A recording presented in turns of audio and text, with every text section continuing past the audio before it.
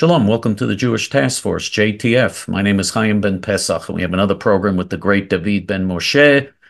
This week is a really important program because this week we're going to speak to you about the Iranian attack on Israel and the importance of how Israel responds to the Iranian Muslim Nazi regime, how important that is, and how we're trying to influence things. Our influence is very minimal when it comes to this, but what Israel should be doing in response to the Iranian Muslim Nazi attack. Going to be an important program. In addition to that, we're going to be speaking to you about new polls that show that Donald Trump is in trouble, serious trouble, especially if he gets convicted in this New York criminal case of his. So we could have a very serious problem on our hands because the late Joe Biden might be reelected, God forbid.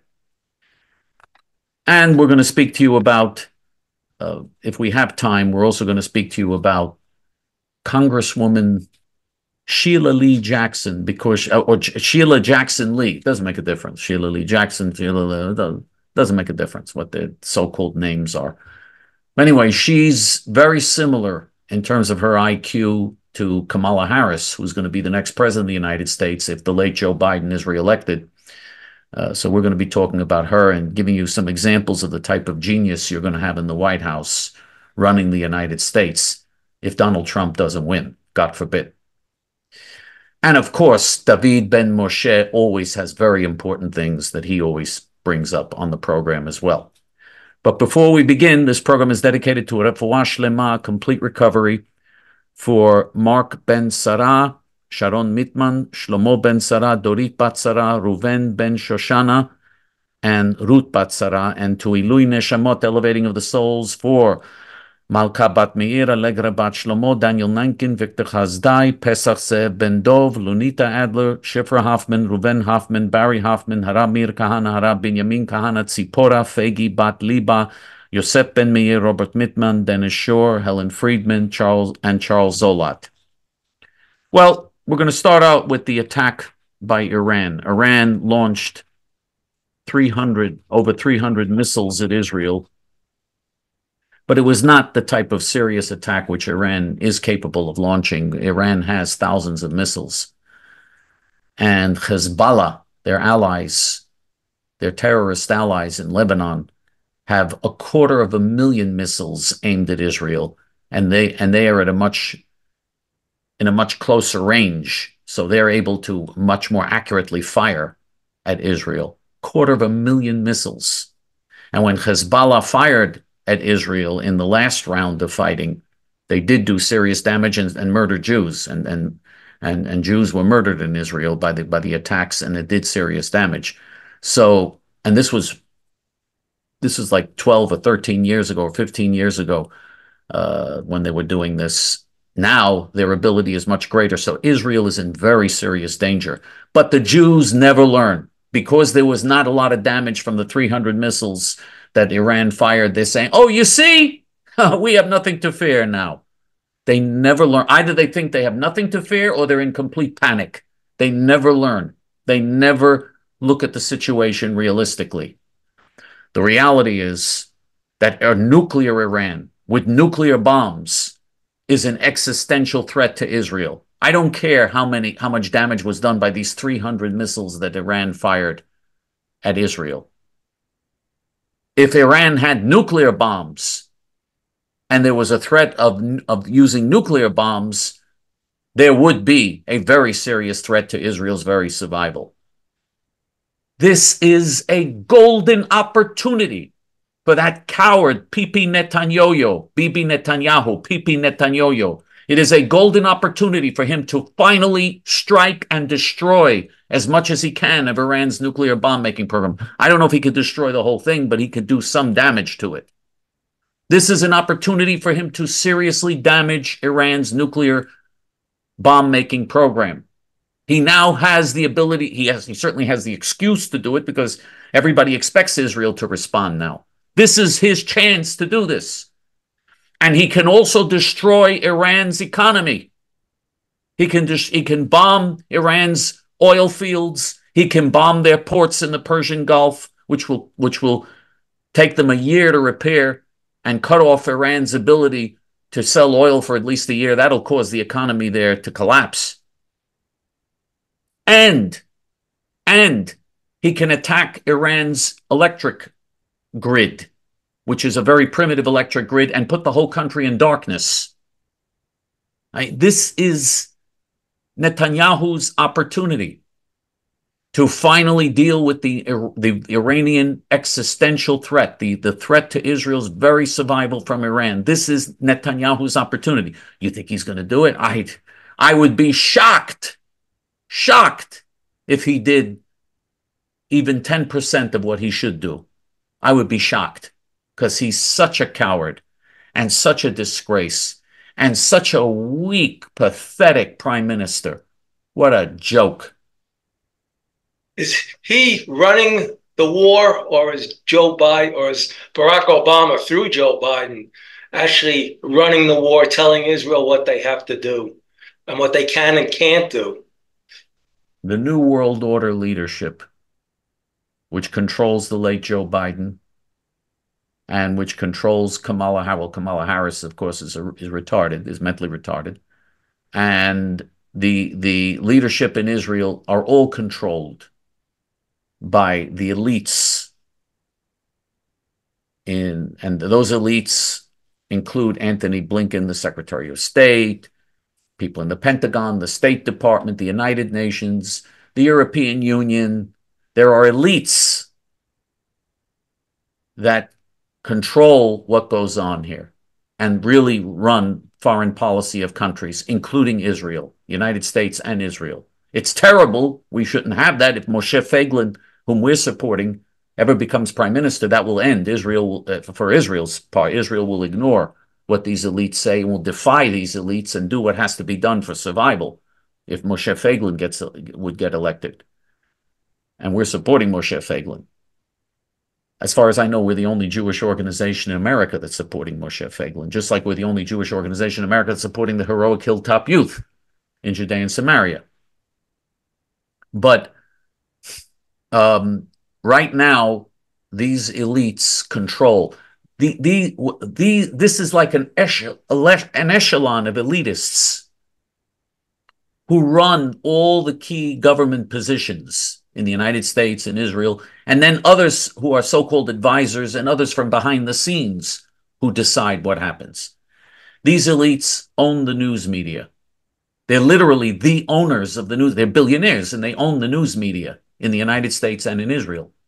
Just to give you those two countries as an example. It's the same thing in Europe, but let's deal with the United States to make it simpler. Just the United States and Israel for now, even though in Europe it's even worse. Europe, it's even worse than it is in the United States and Israel. But United States and Israel, the elites own the news media.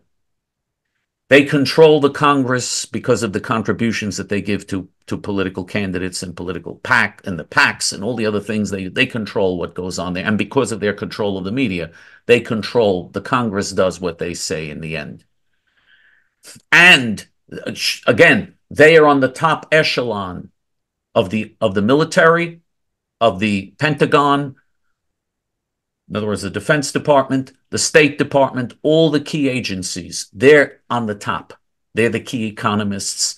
They're the people that advise you what stocks to buy. If you watch the MSNBC, CNNBC and business channels and so on and so forth, they own the Wall Street Journal. By the way, the Wall Street Journal, which is owned by Rupert Murdoch, by the Murdoch family and News Corp, just like Fox News, is as viciously anti-Israel as the New York Nazi Times. The Wall Street Nazi Journal is just like the New York Nazi Times. They are as anti-Israel as the New York Nazi Times, which shows you where Murdoch really is. On Fox, he pretends to be pro-Israel because he knows that he has his evangelical Christian audience, and which wants him to be pro-Israel. Most of them do. And he wants to get a Jewish audience. He wants to get right-wing Jews to support him. So on Fox, he pretends to be pro-Israel, but his real baby is the Wall Street Nazi Journal. And the Wall Street Nazi Journal, which News Corp fully owns, is as anti-Israel as the worst.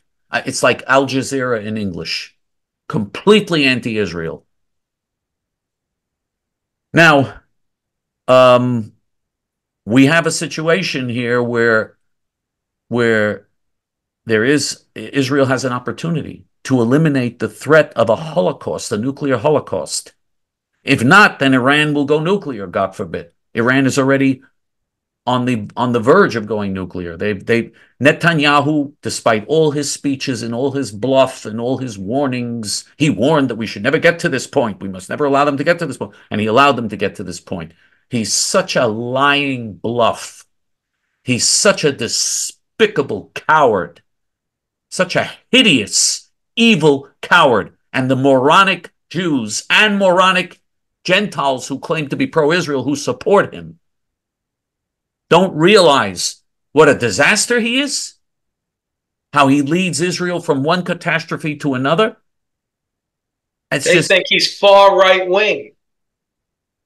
He is as left-wing as all the other leaders have ever been, and he is a complete puppet of the late Joe Biden. Not that the late Joe Biden is really calling, the late Joe Biden isn't calling the shots. Late Joe Biden doesn't know where Israel is on the map. The late Joe Biden doesn't know anything. The late Joe Biden is senile, completely senile. I think it was David that once asked on the program, would you trust Joe Biden to drive your daughter home from school? It's unthinkable. I mean, Joe Biden, first of all, he would get lost. He doesn't have his sense of direction, his ability to drive, his ability to do the most basic things that any adult can do. He's unable to do them. He is completely senile. And he's president of the United States. He's the most powerful person on the planet Earth. I mean, of course, he's just a puppet of these powerful forces. They're his advisors. They're the diplomats. They're the people behind the scenes. They're his billionaire supporters. They're the owners of the news media. They're the ones that really decide what happens. They're the ones that influence. Their influence is absolute. They call the shots.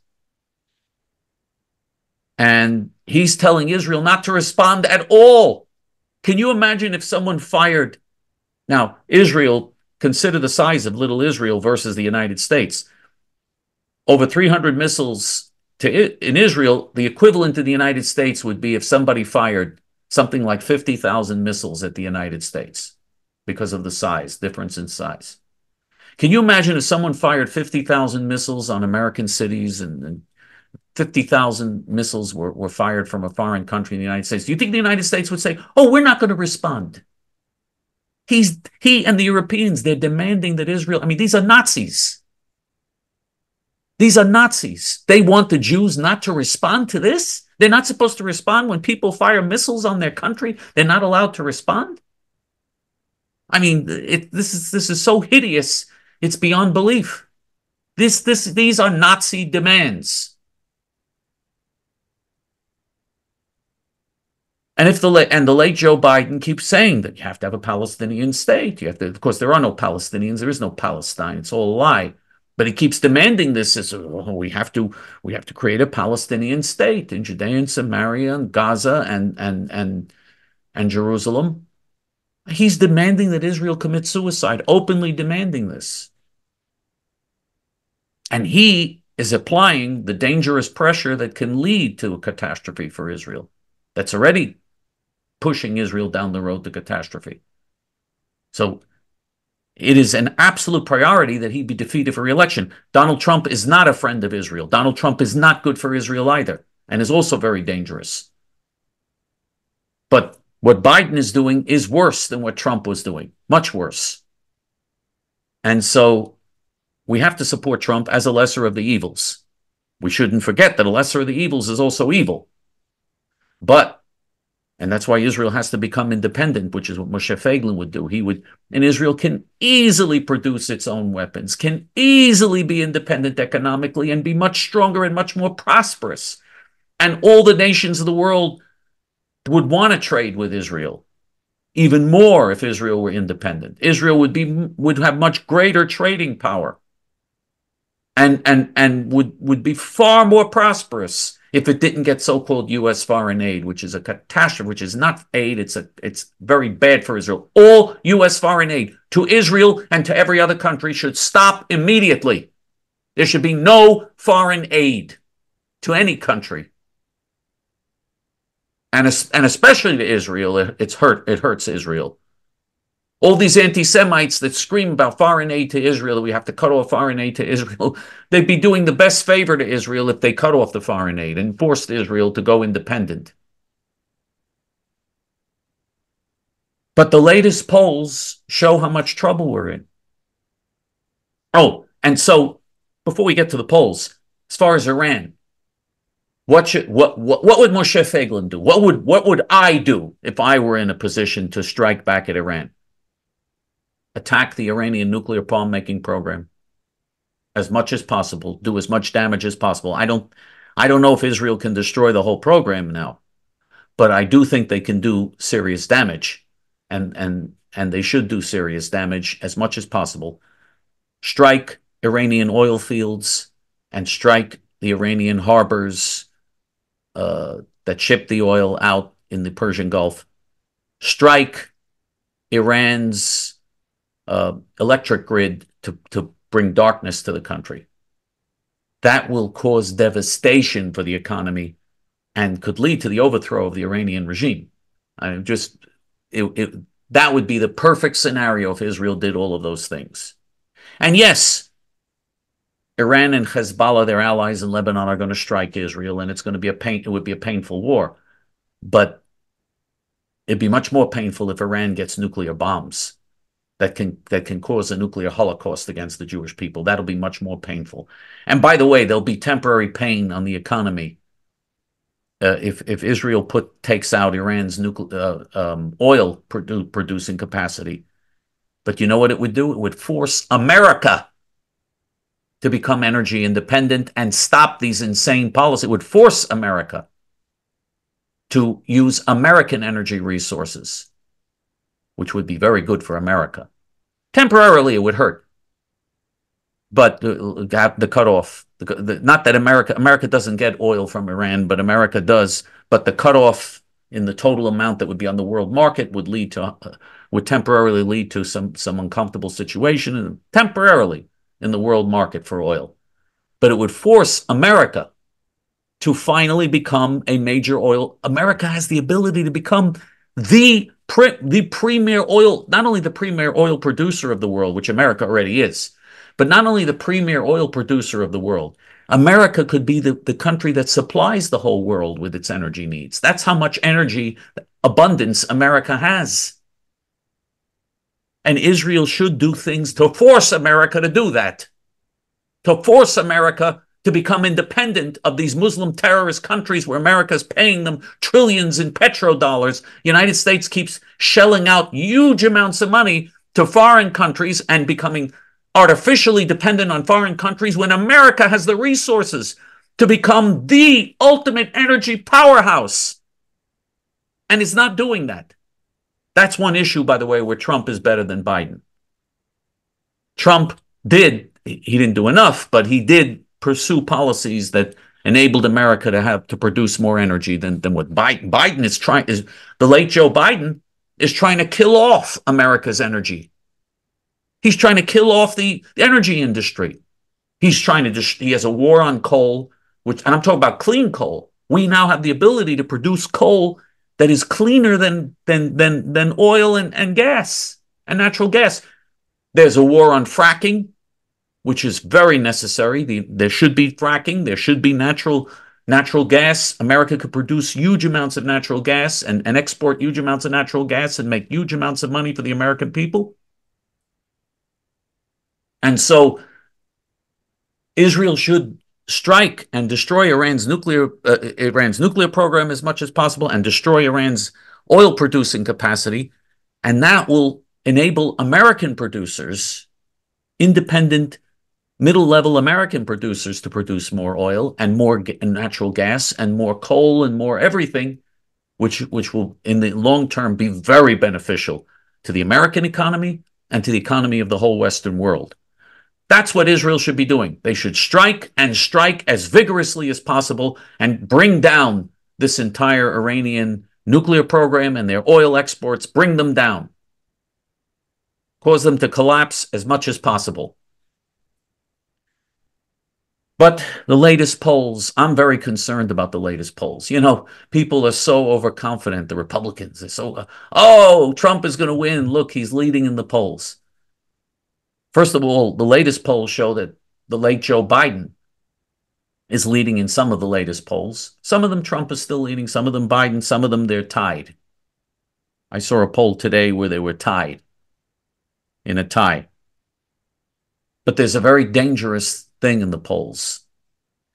They're asked in the poll if Trump is convicted in his trial in New York, which is the trial he's going to trial in New York.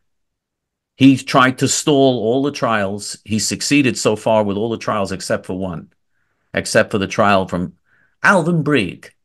That trial is still going on in New York, and which is a ridiculous case, an absolutely ridiculous case. They have never charged anybody, just twisting themselves into a pretzel to find a way to charge Donald Trump. I mean, absurd charges. The indictment is absurd. The charges are absurd. It's a circus. And yet, because he's going to be facing a jury in Manhattan, you know how Manhattan voted in the presidential election last year? I think Biden, I'm not sure. I think he got 87 or 88% of the vote in Manhattan. You think a place where 87, 88% voted for the late Joe Biden, you think that they're going to be fair to Donald Trump, those types of jurors? And by the way, New Yorkers are not just left-wing. They're extreme left-wing. Most of them are extreme left-wing in their views. You think they're going to be fair, especially in Manhattan? You think they're going to be fair to Donald Trump in the trial? They're going to give him a fair trial? Are you kidding me? The judge is so biased against him. I mean, the judge, just to show you how biased the judge is, even the Manhattan district attorney, that racist, anti-Semitic Manhattan district attorney, that vicious beast Bragg, when he prosecuted Trump's accountant and recommended a stiff sentence against Trump's accountant, a Jewish accountant. I forgot what his name is, Wiesenthor, I don't remember, a Jewish name. Anyway, and an old man, he's he's in his 70s, and he's starting a prison term now. He's going to prison. He was sentenced to prison for nonsense, for just complete technical nonsense. Anyway, Bragg recommended a stiff sentence for him, an unprecedented sentence for a case like this for Trump's accountant. This same judge that's now presiding over Trump's trial ignored Bragg's recommendation and gave him an even stiffer sentence, an even harsher sentence than what Bragg recommended and what the DA, the prosecutor, recommended. He went above the prosecutor's recommendation. That's how biased this judge is. Completely biased. And his family, by the way, they all contribute to Democrat candidates and to left-wing causes, and they're all left-wing. Yeah, he's going to get a fair trial. Yeah. If it was fair, he wouldn't be on trial to begin with, if it was fair. Obviously, he's not going to get a fair trial. Can't his lawyers fight for the fact he can't get a fair trial here and maybe move it into the heart of New York State? They tried, and all their motions have been denied. They tried that. Of course they tried that. All their motions have been denied, and they went up the... By the way, if you appeal in New York, who do you appeal to? You appeal to the New York Supreme Court and then the New York Court of Appeals. But in New York, the New York Court of Appeals is above the New York Supreme Court. The Supreme Court's not the highest court in New York State. New York State's insane. But anyway, the judges all there. Who were they appointed by? By Mario Cuomo and Andrew Cuomo. All the judges on the high courts are all left-wing judges, all of them. So, of course, they immediately deny all of Trump's appeals. Immediately deny it. I mean, just the whole thing is rigged from top to bottom. Now, that means that by late next month, Donald Trump may be convicted on there are 34 felony counts here. He can be convicted. He faces 4 years in prison on each count. He can be convicted. And this judge, I believe this judge will give him prison time, even though it would be outrageous. First of all, for a technical type of offense like this, which he should never have been charged with to begin with, and which no one has ever been charged with this before. No one.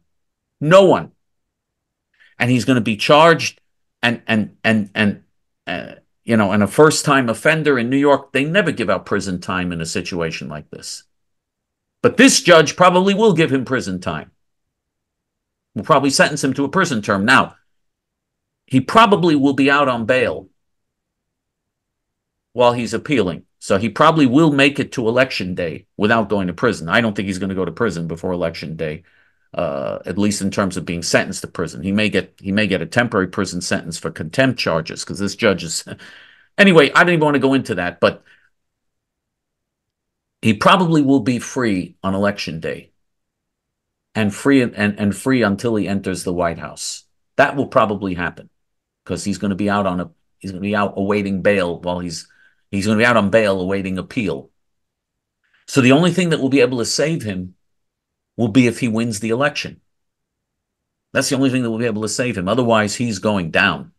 He's going down in this case, and he's going down in the federal cases even more if he doesn't win the election. If he doesn't win the election, he's going to prison for the rest of his life. I believe that. So, he'll die in prison if that happens.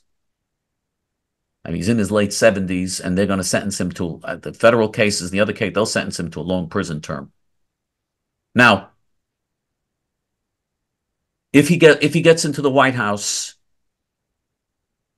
they can't put him in prison once he's president. They can't. So that could save him. That could potentially. That's the only thing that could save him at this point, in my opinion. But according to the polls show that many Americans are saying, there was one poll that just came out that the majority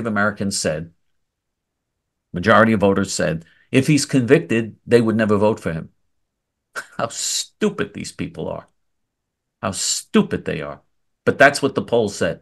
If he's convicted, they never vote for him. By the way, I will say this one thing. This is why we warned you to support Ron DeSantis. Ron DeSantis wouldn't have had this problem. Imagine Ron DeSantis running against the late Joe Biden, brain-dead Joe Biden. Come on. I mean, it would have been, what a different situation we could have had. But here we have a situation now. We're in grave danger now, where we can lose this election. God forbid we can lose this election. And the late Joe Biden could get reelected, God forbid. Because Trump might get convicted on these ridiculous charges, ridiculous trumped up charges, trumped up with a small t. I mean,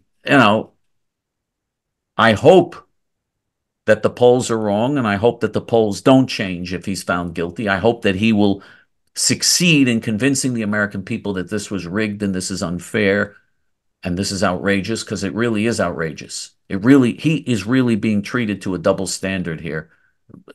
Double standard is the understatement here, the understatement of the century. He is being deliberately persecuted by the political process in a way that is fundamentally illegal, unconstitutional, un-American in every respect. And I'm not a Trump. You know that I'm not a Trump admirer, and I'm not I don't even like Trump at all. And yet I support him because we don't have a choice. Biden is much worse. But I'm telling you, believe me, there is no precedent for the type of treatment that Trump is getting here. They are going after him because he's Donald Trump, and that is un-American and anti-democratic and unconstitutional in every respect. You don't do that. You don't hijack the criminal justice system and abuse it and misuse it because you don't like your political opponent. That is how third world banana republics and dictatorships behave. That's not how a free society or a constitutional republic behaves. You just don't do things like that. And that is what they're doing to Donald Trump. How many times have we said we've become a third world country? Really have. Now, if God forbid this works out like this, if this scenario works out like this, God forbid, then the late Joe Biden, he's not going to survive. I don't think he's going to survive 5 years. He'd have to survive almost 5 years, because he has this year plus the new 4-year term. That's more than 4.5 years he would have to survive, and I don't think he'll survive in the presidency that long. I think Kamala Harris will become president. Kamala Harris, the retarded vice president. And sometimes she's compared to Congresswoman Sheila Jackson Lee, because they both have similar IQs. They both behave the same. They both giggle and cackle. So sometimes she's compared to Congresswoman Sheila Jackson Lee of Texas. Congresswoman Sheila Jackson Lee, just to show you what a genius, she's a genius, by the way, Congresswoman Sheila Jackson Lee. Bill Clinton said that she's brilliant. Oh, she's really brilliant. She said recently that the moon is a planet, and that, quote, it's made up mostly of gases, unquote. Yeah, it's mostly gas. It's gas. It's a gas, the moon. That's made up mostly of gases, and it's a planet. She made a speech recently. In 1997, she wanted to see the flag that astronauts planted on Mars. She thought the astronauts that went to the moon in 1969 went to Mars. She doesn't know the difference between Mars and the moon. It's confusing. In March 2014, Congresswoman Lee said that the U.S. Constitution is 400 years old. And now, she's also been in the news because she calls her staff stupid MFers. That's what she calls her staff. She screams out, and sometimes even in front of the media, she's screaming out, "You stupid MFer!" This is how she speaks to her staff. Which, by the way, is similar. Kamala Harris also has staff problems. Kamala Harris curses her staff and acts like a lunatic. When Kamala Harris was running for president, she would curse out her staff like this. So that's why there are a lot of similarities between Sheila Lee Jackson and Kamala Harris. This is what you want in the White House? This is going to be the next president of the United States? Do you think this is a joke? Do you think it's a joke that the United States is going downhill and declining like this, and we're going to have a president who has an IQ, that is close to the mentally retarded level? You think this is a joke? You don't realize how serious this is going to impact upon everybody's lives? And by the way, Kamala Harris is such an open, vicious anti-Semite, constantly attacking Israel, constantly accusing Israel of committing she accuses Israel of committing war crimes. She is so anti-Israel, such a vicious anti-Semite with her self-hating Jewish husband. That's really the worst part of it. She married a wealthy Jew for his money, of course. And I don't know why he married her, beyond my understanding. But she married a wealthy, self-hating Jew for his money. And he is such a self-hating, evil hater of Israel and of his own people. Just the lowest of the low. Just the lowest of the low. What a nightmare that will be. We're going to do everything we can in JTF to help Moshe Feiglin in the next Israeli election, and to help Donald Trump in this election this November, because so much is at stake.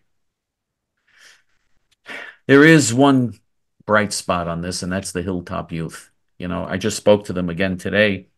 I spoke to one of the groups today. The Hilltop community that I spoke to didn't exist before JTF got involved. Didn't even exist. Now they have 93 acres. 93 acres that they've developed. And they've developed it with their flocks, with their agricultural produce and their flocks, and they have homes and and they're building there. And the Arabs are abandoning areas close to them. The Arabs are leaving, and they're moving in, and they're moving in. It's, the progress we're making on these hilltops is really something to behold. We're making progress, and we're achieving things against all odds. And the only group that supports the hilltop youth, the only group that's supporting them financially outside of Israel, is JTF. If you really want to help Israel, if you want to save Israel from the late Joe Biden's plan to create an independent Palestinian terrorist state in Judea, Samaria, and Gaza, and in Jerusalem, if you want to save the Jewish people from the catastrophe of another Holocaust, because that could lead to another Holocaust, the way to do it is to have facts on the ground, to put as many Jews there as possible so that they will be a human blockade to the creation of this Palestinian state. That's what has to be done now before it's too late. We have to move people in there now. That's what we're doing. The more support we get, the more help we get, the more good we can do there, and the more we can build up over there so that there'll be a wall of Jewish resistance to any surrender of that land. There are two ways you can support the hilltop youth, the heroic hilltop youth. And before Pesach, this is a good time to do this mitzvah, to do this for Jews and for righteous Gentiles before the Passover holidays. One way to support them is going to our Hebrew main page, hayamin.org. You just go to hayamin.org, which is, again, our Hebrew main page. There's a donate button in English on top, a big donate button in English. You click on the donate button, and in several minutes, you can very easily and conveniently donate to the heroic hilltop youth. If you don't want to do it online, then you can just send your checks and money orders made out to JTF, and you send it to JTF P.O. Box 650-327, Fresh Meadows, New York, 11365. That's JTF P.O. Box 650-327, Fresh Meadows, New York, 11365. We're not just talk here, okay? Here, we practice what we preach, okay? I'm giving everything I got to the hilltop youth, even on a personal level.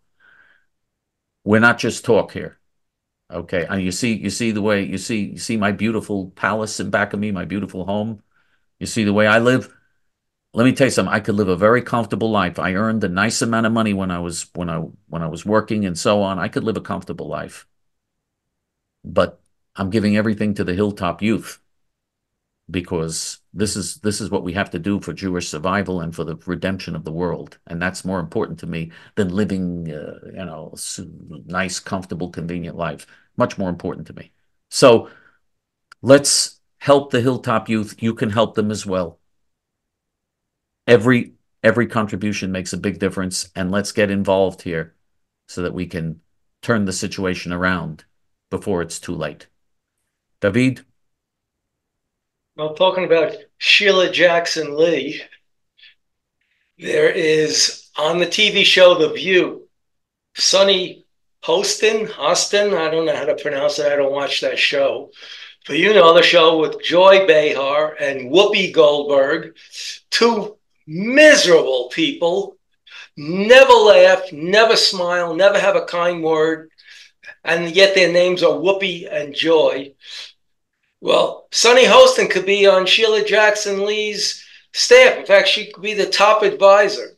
She said the eclipse we had last week could be caused by global warming here. You didn't hear that? See, I knew it was caused by global warming. Why else would you have an eclipse? Also, speaking about Israel, a family called Rosenberg founded Dunkin' Donuts. Now, the Rosenberg family agrees with this message that Dunkin' Donuts put out. Krispy Kreme supports Zionism. Don't buy Krispy Kreme. Don't work for Krispy Kreme. So for those of you who don't want to eat healthy and think you can get Dunkin' Donuts with some coffee, skip the Dunkin' Donuts. If you must have your sugar fix, buy Krispy Kremes if there's one near you. I want to say, by the way, that I don't think people should. I don't think people should buy Krispy Kreme. Even though if that's true that they support Zionism, that's very good. But Zionism, by the way, just means the right of the Jewish people to their own homeland, to an independent country. That's what Zionism means. Yeah, a lot of Yep. anti-Jews call Zionism evil, and it means Jews want to conquer the world. Little Israel wants to conquer the world. Yeah. The Muslims, by the way, have 57 countries. 57. The Jews have one tiny little country, and that's too much. That's what Zionism is, the one little country the Jews have. That's all Zionism is. But anyway, I think people should eat only healthy food. And if you really want to help, and you know what? Instead of buying Dunkin' Donuts, I didn't know this, by the way, that these vicious anti-Semites. But instead of buying Dunkin' Donuts, contribute to the Hilltop Youth. That's a better idea. And eat healthy. And eat healthy. Then you can live a long life and do good things. We saw California install the $20 minimum wage. How's it working out for you, California? How many people lost their jobs? How many people are going to lose their jobs because these places are going to install robotic kiosks? How many people are going to lose their jobs because their place of business is going to close down because they can't afford to pay $20 an hour for flipping a hamburger? Actually, when I worked in college, it was a summer job. It was $1.67. I made $1.67. The minimum wage was $1.65. So allowing for inflation, that would come out to about $16.50 an hour. And that's where the wage should be, especially in a state like New York or California, so that you have some chance of surviving the insane prices, because everything is 10 times as much as it was, and in many cases, a lot more than 10 times when I worked in the later mid-1960s. Actually, it was the late 60s. It was 68. I don't think there should be a minimum wage. I don't either. If I you, think businesses and the people they hire should be allowed to agree among themselves what they want to pay. right. And if you're worth more, you get more. And if you do a good job, you'll get a better raise in a year. If you do a lousy job, unfortunately, they can't fire you. It's very hard to fire you. Kimberly Zapata, accused of Wisconsin election fraud. Miss Fuentes and Miss Juarez, convicted of voter fraud. Many years ago, Hillary Clinton and Barack Obama, not when, this is before she became his Secretary of State, came out against mail-in voting. They said it leads to voter fraud that should never be allowed. And in this country, we're supposed to have election day, where you show up with your voter registration card or an ID with a photo on it, and the photo has to be you, and you get to vote. Because we had these mail-in drop boxes, I don't know what kind of fraud is going on, but the Republican House in one of the states wants to install cameras. Oh, no, it's the Republican House. They want to install cameras at all the drop boxes. Of course, the Democrats voted no 100% in the Senate. Unfortunately, 2 Republicans joined them, because remember this is a key statement. The Republican Party will always let you down. Look at how they are not saying a word about what's going on against Donald Trump. Everything that's happening to him is unprecedented. Also, in some of the cases that they're accusing him, Biden did the exact same thing. And they're not saying a word about Joe Biden. They're not even saying a word about Hunter Biden and his laptop. That came out years ago, and yet nobody's doing anything about it. They spoke about it for a little while, and then it just dropped off the table. That's the country we live in. We're living in a one-party communist state. both parties are basically the same, two different sides of the same coin.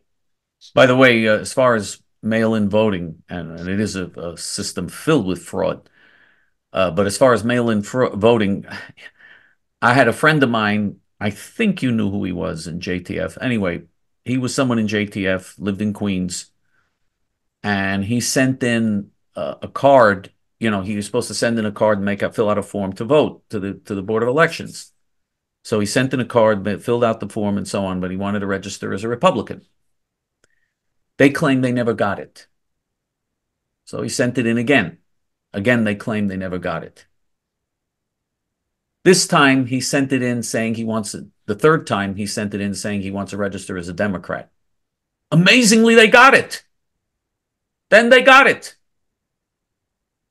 You know, and then he wanted to go to the election board to change. He said, well, I want to change your registration. Because I told him, I said, you're registered as a Democrat. He said, I'm going to change my registration from Democrat to Republican. So he went there to try to change it from Democrat to Republican. They said, no, we can't do this. You have to come in a different. They gave him every single excuse why it can't be done and so on and so forth. And it just, I mean, it is rigged as you can get. I mean, I remember when Obama was running, and my late mother and I, Zichrona Lidracha, Aleha HaShalom, my beautiful late mother, Malka Bat Meir, when we went to vote at the polling station, they told us, you're in the wrong place. You're in the wrong polling station. You're in the wrong school. You got to go, son. They wanted to send us a mile away, and we weren't in the wrong place. And I showed them that we're in the right place, and I insisted. We went back and forth and so on. And we finally got to vote, but we had to argue with people and go back and forth to get our right to vote. And other people, though, were also being told that when they saw Orthodox Jews, because Orthodox Jews vote Republican. So when they saw the Orthodox, for instance, in the race between Obama and Mitt Romney, Orthodox Jews, I think it was about 94, 95% voted for Romney against Obama. And, you know, the same thing. I mean, Orthodox Jews vote overwhelmingly Republican. So they'd see Orthodox Jews and they would tell them, you're in the wrong place. You got to go. And so then they'd go to the different place and they wouldn't find it there. And they'd get discouraged and throw up their hands and give up, you know. And I saw them. We insisted, though, and we did get the right to vote, my mother and I. But I saw other Orthodox Jews that they did the same thing to, and they just walked away and accepted what they were saying. They believed them and accepted what they were saying and left. And who knows if those Orthodox Jews ever wound up voting? Probably not. So, I mean, this is complete dishonesty that takes place there. There's just complete dishonesty on every level. It is not, you know, there is mail-in voting. You're trusting these people to get the thing in the mail and they're by themselves in their desk with, you know, they give everybody in their desk. And I don't know if you've ever seen who works for the Board of Elections in some of these places. I'm not going to describe them, but they don't, believe me, they're not impartial people. And they get this and they just throw things out if they want to. If they get a ballot they don't like, they just throw it out. They don't count the ballot. In other words, you have to trust these Board of Election workers. You got to trust them to accurately count what's going on when there's mail-in voting. You got to trust them to tell the truth about the ballots they've gotten. I don't trust them. I don't trust them. And I've seen with my own eyes how dishonest they are. You trust them? Fine. But I don't. Anyway, go ahead, My mother's closest friend, a nice Irish woman, not with an Irish accent. She was born in America. But it was my mother's closest friend. She was a sweet woman across the street. She used to work in the polling places. And her last year there, because she died before the next presidential election, but her last year there in New York, in Queens, my junior high school, she was told, let anybody who wants to vote, vote. So you didn't even need ID. What's to stop you from going in and voting and then coming back an hour later and go to one of the other tables and vote again? Nothing. This is a banana republic. You could also, oh, Plus, by the way, you could also go to more than one voting place, location. right, if they're not going to check anything, you could go and vote all day long. Right. You remember you had two in line at your polling place that you knew didn't belong there. And then you finally said, come, we go see the policia. And they walked out. Then they ran away. Yeah. Well, being we're a banana republic, I want to point out other countries that did have mail-in voting. France banned mail-in voting in 1975 due to fraud. Mexico banned mail-in voting in 1992 due to fraud. Oh, Mexico's building a wall, so these Mexicans can't come back to Mexico if Trump gets in and throws them out. Belgium banned mail-in voting in 2018 due to fraud. Sweden does not permit mail-in voting. Italy does not permit mail-in voting. Ukraine does not permit. Russia doesn't permit. Japan doesn't permit. No Middle Eastern country permits mail-in voting. Excuse me. No Latin country permits mail-in voting. Hillary and Obama, before they were together, both said it just opens itself up to fraud.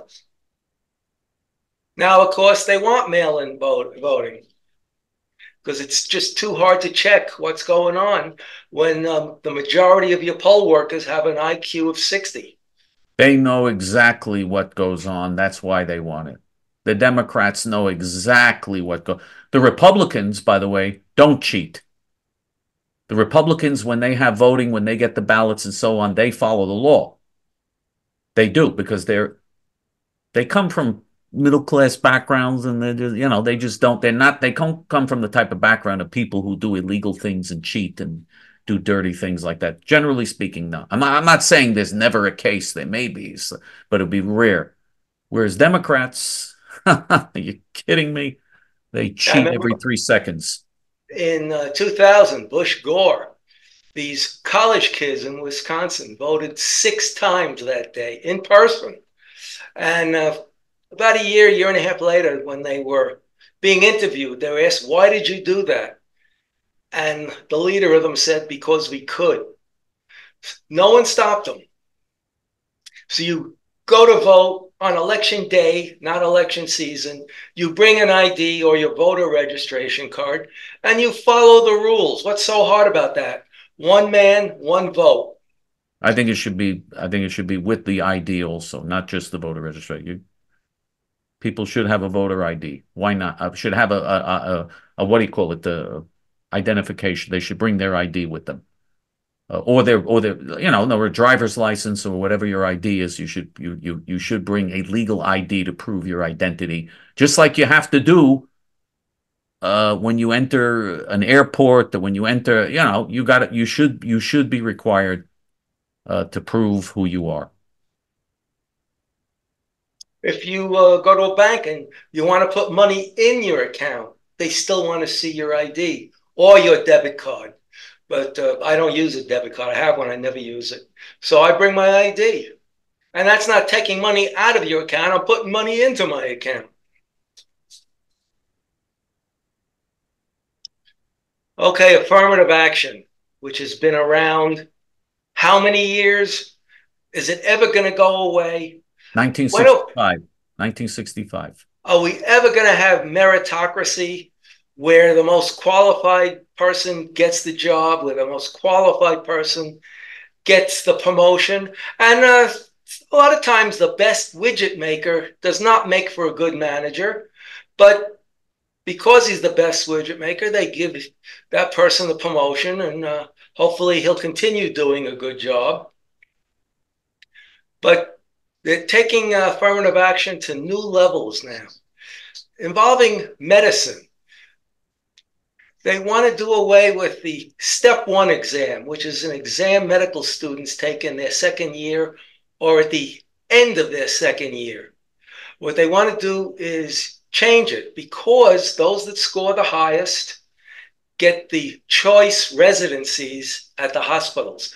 You get the best residency at the best hospital, and those that just hover around the bottom get what's left over. And they're saying this isn't fair because this is based on merit. What they want to do is, instead of giving you grades, they want to give you a P for passing or an F for failing. So if you pass, everybody looks exactly equal. There's your level playing field. It's not just opportunity. They want the results to be equal too. Then there's the MCATs for getting into medical school, or it's a medical achievement exam. Once again, some places have done away with it. Other places have changed. These are medical questions. Other places have changed 25% of the questions so that some of the questions are now about social justice and discrimination. What does that have to do with medicine?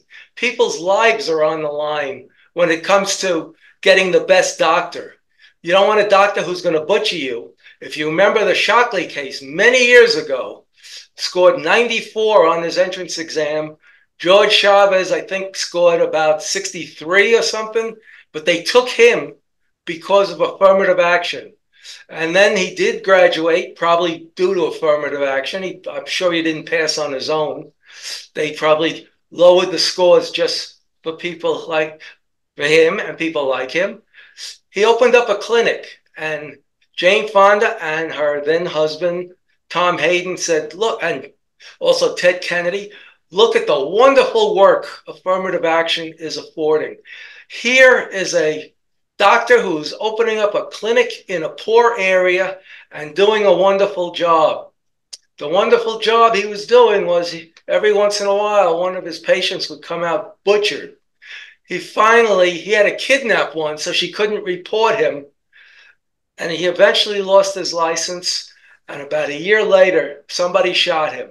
Nobody knows who. Nobody even cares to know. But he destroyed quite a few people's bodies before they caught up with him. And that's your affirmative action. They're doing the same thing for the LSATs, the legal exam. They're talking about doing away with it completely. One woman said her dream was to be a lawyer her entire life, but this exam is standing in her way and she's afraid. See, she's blaming the exam and not her credentials. You can't just be a lawyer or a doctor because you want to be. Well, in this country now, you probably could. You have to meet certain qualifications. And then if you do very well, you get the choice and plum spots. I don't know if people understand, by the way. They may say, well, this doesn't bother me because I go to my doctor anyway. I'm not going to go to one of these affirmative action doctors. You don't realize something. If you or a loved one has to go to the hospital, if an ambulance takes you to the hospital, you are likely to get one of the affirmative action doctors, whoever's on duty. And the affirmative action doctors now are flooding the hospitals. You will be forced to get whoever's on duty, and especially if it's an emergency. If it's an emergency, if someone that you know or love, God forbid, has a heart attack or a stroke or some other situation which is an emergency or is in an accident, some emergency situation, you are forced to take whoever is on duty in an emergency case. And again, those are likely to be affirmative action doctors. That's the situation we're in. And I know from family members of mine who lost their lives at the hands of these affirmative action doctors, how terrible that can be. They are completely unqualified, and yet they continue to supposedly practice medicine, and people's lives are dependent upon them, and they just kill people. I mean, they just kill people because of their utter incompetence. You just reminded me of a story that fits right in. My wife, Ashadina, about 2 years before I met her, her appendix burst. And you know, the burst appendix, that's just not appendicitis. That is a burst appendix. Under the right circumstances, it can kill you in 5 minutes. She went to the emergency room in Salinas, California, which was once rated one of the top hospitals in the country. Today, it's near the bottom. At the emergency room, They couldn't find anything wrong, even though her appendix burst. So they sent her home with 2 Tylenol. So she's walking around for months. And if she wasn't this strong, and she has powerful muscles, let me tell you. When she was younger, she used to throw a baseball at 84 miles an hour. That's not major league standards, but that is minor league standards. That I can't throw it that fast. So she was tough. She went back to the hospital, and once again, they sent her home with 2 Tylenol. Finally, on the 3rd attempt, the doctor said, I think something's going on in there. And they opened her up, and they not only found the burst appendix, they found a 2-liter cyst mass that had to come out, a bacterial infection the size of a 2-liter bottle of soda. And she has a tremendous scar going down her middle. And because it's not a great hospital, they didn't sew her up so good either. Not only that, they didn't get all of it on top of it. So they sewed her up, and the scar is over 1 inch wide. It's about 1.25 inches wide. So we meet, and we end up married, and she's not doing so good. So she goes to the hospital here. Actually, she goes to her, as Archie Bunker would say, her groinecologist, and he said something's going on in there. He tells her, you're going to have a complete radical hysterectomy. And they do the surgery, and in the middle of the surgery, he sees bacterial growths, he called them tumors, strangling her intestines. So he has to call a general surgeon in the middle of the operation. And he fixes her up. They had to remove 6 inches of intestine and get all the bacterial growths out. This was a leftover from Salinas, California. And he cut her along the same scar, the same distance, but his stitching was a little better. Her scar is much smaller now. It's still highly visible. It's a big scar. And I told her if she wants plastic surgery, I'll do it for her. She said, no, she's been in enough pain. She doesn't need that. Then when she's home healing and she still doesn't feel right, they find she's got gallstones in her gallbladder. So her gallbladder's got to come out. Now that's 3 small incisions. They take the gallbladder out and they put her on antibiotics, which kills your good bacteria, your bad bacteria, and it leaves a lot of room for other things to grow. So she ended up with C. diff, which is a disease from India. A third world country brought that disease in here. If you don't know what C. diff is, think of when you have a loose stomach. Now think of dysentery, which is a loose stomach on steroids. C. diff is dysentery on steroids.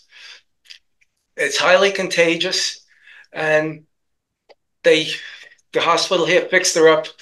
They put her on vancomycin. If you never heard of vancomycin, a 10-day supply is $2,680. That's your insurance copay. But it fixed her up. She was okay in a few days, and she's been doing very well since. But this is all because of a third world hospital, which used to be one of the best, but now it's an affirmative action place. The same thing is happening with airline pilots. United and a few other airlines admitted that the majority of their pilots are not affirmative action pilots. They're all merit, and they want to hire affirmative action people to get a better balance. They feel we'll have better pilots if we have diversity. So they've lowered the standards for airline pilots. Your life is at stake at 35,000 feet up. When you look out the window, you know if something goes wrong, it's all over. So you want the best pilots. Well, I told Chaim earlier in the week when I discussed it that I feel comfortable when I see a nice, tall military man, former military man as our pilot, and I want to hear that his last name is either Powers, Steele, Gunn, or Armstrong. That's when I feel safest. Well, I saw a YouTube video of a woman pilot on an airline. She gets on the plane in her street clothes instead of in her uniform, which should have had 4 stripes on each shoulder. And she takes the intercom from the head stewardess and she starts talking about, do you want me to fly the plane like this?